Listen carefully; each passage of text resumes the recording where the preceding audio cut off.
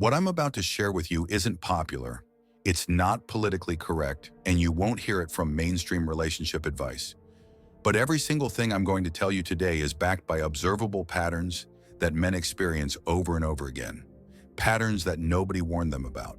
These aren't attacks. They're not bitter rants. They're psychological insights about relationship dynamics that can save you years of confusion and pain if you're willing to hear them. Today we're covering 6 facts about female psychology and modern relationship dynamics that most men learn the hard way. Some of you will resist what I'm saying. Some of you will recognize exactly what I'm describing because you've lived it. Either way, by the end of this video, you'll see relationships differently than you did before. Let's get into it. The first fact is something men sense but rarely articulate.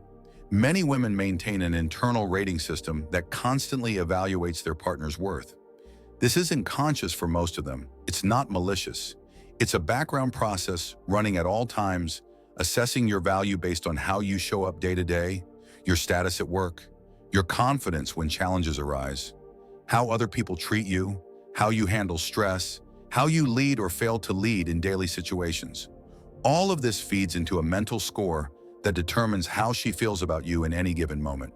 When your perceived value is high, she's affectionate, attentive, engaged. She brags about you to her friends. She initiates intimacy. She's invested in your happiness. When your perceived value drops, you lose your job, you become passive, you stop leading, you let yourself go. Something shifts.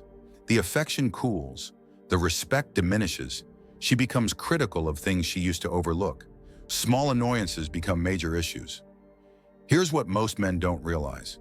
By the time she's expressing dissatisfaction verbally, her internal scorecard has already been declining for weeks or months.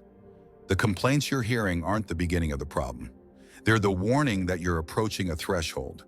And when that threshold is crossed, when your score drops too low for too long, she doesn't always tell you. She doesn't always give you a chance to fix it. Sometimes she just starts quietly scanning for alternatives. This is why relationships seem to end suddenly from the man's perspective. He thinks everything was fine until it wasn't. But from her perspective, she'd been watching his score decline for a long time. He just wasn't paying attention to the metrics she was tracking. The takeaway isn't to become paranoid about every interaction. It's to understand that your behavior compounds over time. Small slips accumulate. Consistent leadership accumulates too. She's always watching, always evaluating, whether she realizes it or not. The second fact is harder to hear. Some women maintain backup options while in committed relationships. Not all women, not most women, but enough that you need to be aware of the pattern. Here's how it works. A woman in a relationship notices that her partner's trajectory is declining. Maybe he's lost ambition. Maybe his career has stalled. Maybe he's just not the man she thought he would become. Her internal scorecard is dropping, and she's not sure it will recover. Rather than address this directly, which would require vulnerability and might lead to conflict, she hedges. She maintains relationships with other men that appear innocent on the surface. Old friends, co-workers, guys from the gym. Nothing physical happens. Nothing overtly crosses the line. But these connections serve a purpose. They're insurance policies. If the current relationship fails, she won't have to start from zero. She'll have options already warmed up and waiting. Men often miss this because they evaluate loyalty differently. For many men, you're either faithful or you're not. The idea of maintaining backup options while committed seems like obvious infidelity. But for some women, as long as nothing physical has happened, she can tell herself she's done nothing wrong. The giveaway signs are subtle. She's protective of her phone. She has male friends who clearly have romantic interest in her, but she downplays it. She maintains contact with exes for reasons she can't quite explain. When you express discomfort, she accuses you of being insecure or controlling. The psychology here isn't complicated.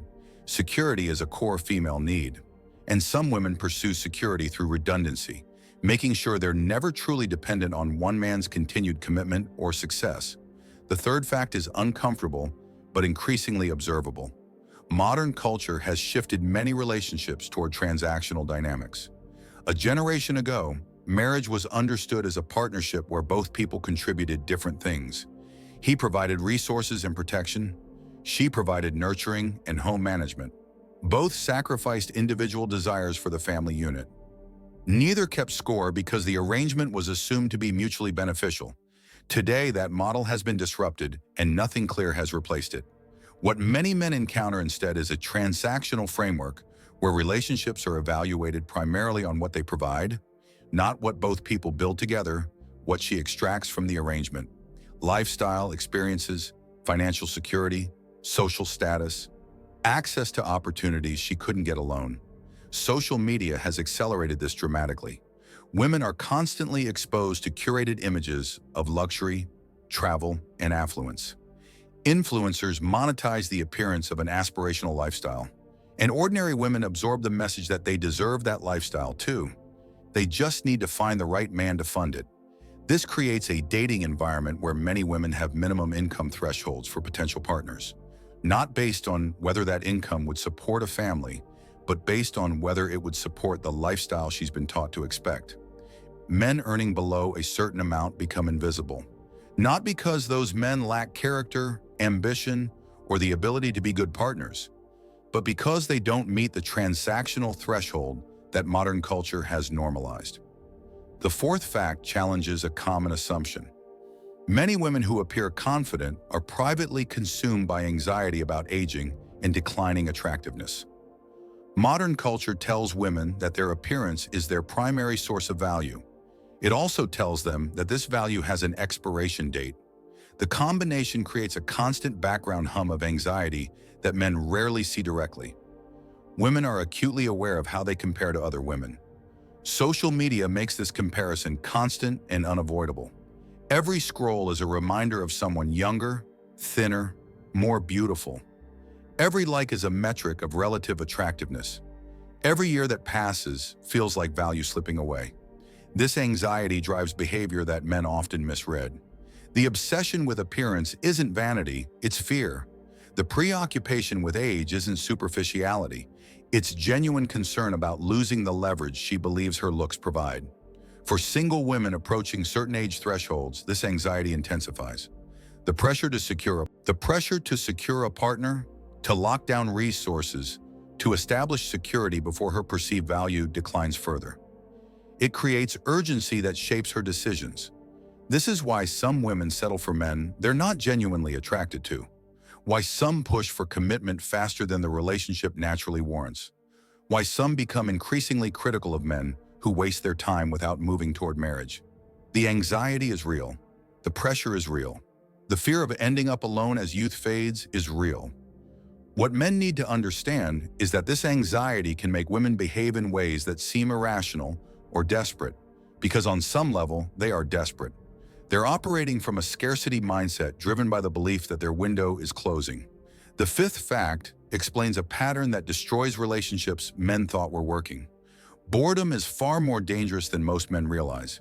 Modern culture has created an expectation of constant stimulation. Entertainment is endless and always available. Social media delivers new content every second. The dopamine hits come fast and frequent. Many women have become wired for novelty. The stable, predictable comfort that long-term relationships provide starts to feel boring. Not bad, not wrong, just flat, understimulating. The absence of drama starts to feel like the absence of passion. Here's what this looks like in practice. A man does everything right. He's reliable, he's stable, he provides, he's faithful, he treats her well, and somehow she becomes dissatisfied anyway. She starts picking fights over nothing. She becomes critical of things she used to accept. What's actually happening is that the relationship has become predictable, and predictable has become intolerable. She needs emotional spikes, the drama of uncertainty, the highs and lows that make her feel alive. Stable and comfortable doesn't trigger those feelings. So she creates conflict artificially, not consciously, but because her nervous system needs more stimulation than the relationship is providing. This is why women sometimes leave good men for exciting men. Why they blow up stable relationships for the thrill of something new. Why they describe relationships that were objectively healthy as lacking passion or missing a spark. For men, the lesson is this: being a good partner isn't enough. You also need to maintain an element of unpredictability, growth, change, a sense that you're still becoming something, not just coasting. The sixth fact explains a behavior that confuses men for years after breakups: the ex who randomly reaches out. Here's the scenario. You dated a woman. It ended. Months or even years pass. You've moved on. Then out of nowhere, she texts something casual. "Hey, how have you been? Saw something that reminded me of you. Just thinking about old times." Most men interpret this as lingering feelings. Maybe she misses him. Maybe she wants to reconnect. Maybe she regrets letting him go. Sometimes that's true, but often something else is happening. She's not reaching out because she wants you back. She's reaching out to confirm she made the right decision by leaving. Her internal process works like this. She left the relationship for reasons that made sense at the time, but doubt creeps in. The random text is an intelligence-gathering mission. She wants to assess your current status. Are you thriving without her? Have you upgraded your life? Are you with someone better than her? If you respond and reveal that your life has declined, you're struggling, lonely, haven't moved on, she gets to feel validated. She was right to leave. She didn't miss anything. If you respond and reveal that your life has improved, better career, better shape, happy with someone new, she experiences discomfort, maybe regret, or maybe she'll even try to reinitiate something. Not because she actually wants you back, but because your increased value makes you desirable again. Now let me be clear about something. I'm not saying all women operate this way. I'm not saying these patterns are universal or that women are bad people for having these tendencies. What I am saying is that these patterns exist. They're common enough that most men will encounter them. And understanding them instead of being blindsided by them gives you the ability to navigate relationships from a position of awareness rather than naivety.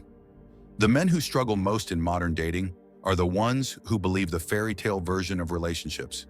They think love conquers all. They think being a good person guarantees a good outcome. They think relationships work if both people just try hard enough. The men who thrive are the ones who understand the game as it actually is, not as they wish it were. They maintain their value consistently. They watch for warning signs. They don't ignore red flags because of emotional investment. They understand that attraction and respect are earned daily, not secured permanently at the altar. They choose partners carefully, watching actions instead of believing words. They maintain their own identity, friendships, and purpose, never becoming so dependent on a relationship that losing it would destroy them. Most importantly, they lead not through control or dominance, but through clarity. They know who they are, what they want, and where they're going. Here's what nobody tells you. The patterns I've described aren't going away. Modern culture is reinforcing them, not fixing them. Social media is amplifying them. The legal system continues to incentivize them. Waiting for the world to change is not a strategy. Your strategy is to become the exception. Build value that makes the scorecard work in your favor. Be selective enough that backup plans become irrelevant. Create a life so purposeful that transactional thinking can't attach to it. Be dynamic enough that boredom never sets in. This isn't about performing for women. It's about building a life that works for you and then finding a woman worthy of joining it.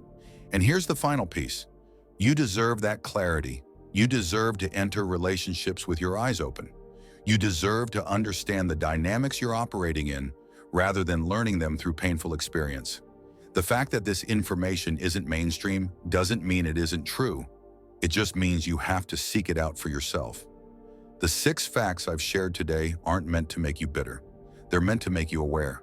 The internal scorecard, the backup plan mentality, the transactional framing, the anxiety beneath confidence, the danger of boredom, the ex who checks in. These are patterns you'll recognize now that you know what to look for. Knowledge isn't pessimism, it's protection. The man who understands these dynamics can build relationships from a foundation of strength rather than hope. He can choose partners who operate differently because, yes, plenty of women don't fit these patterns at all. The goal isn't to avoid women or to treat them as adversaries. The goal is to engage with reality as it is, to protect yourself from dynamics that could harm you, and to build something real with someone who deserves you. That starts with awareness. Now you have it. Use this knowledge wisely, not as a weapon against women, but as armor for yourself, not as justification for bitterness, but as a foundation for better choices. The man who understands these dynamics isn't angry, he's prepared.